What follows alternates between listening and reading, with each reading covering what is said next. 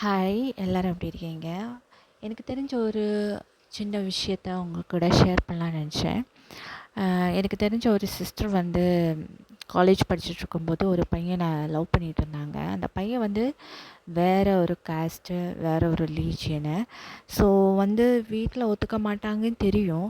இருந்தாலும் அவங்க 2 பேரும் சேர்ந்து டிசைட் பண்ணினாங்க, நமக்கு ஒரு ஜாப் கிடைச்ச அப்புறம் வீட்டில் சொன்னால் அவங்க ஒத்துப்பாங்க அப்படின்னு.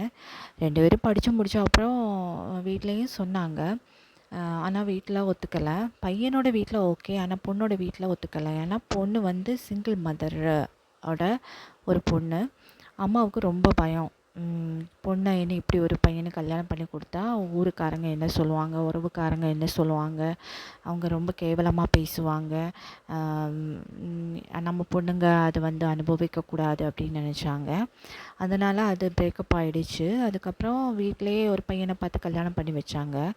அந்த பொண்ணு கல்யாணம் பண்ணப்போ ஓகே, பட் அதுக்கப்புறம் அந்த பொண்ணுக்கு கையில் கிடச்ச ஒரு புதையிலே நம்ம தவற விட்டுட்டோம் அப்படின்னு தோணுச்சு. போக போக தான் அந்த அரேஞ்ச் மேரேஜ் அவளுக்கு கசக்க தொடங்குச்சு. அவளால் அந்த பையனை மறக்கவே முடியலை. ஏன்னா நிறைய டிஃப்ரென்ஸ் இருக்குது அதில்.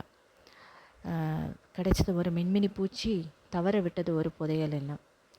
எத்தனை பேர் வாழ்க்கையில் இப்படி நடந்திருக்கோம் சொல்லுங்கள் பார்க்கலாம்.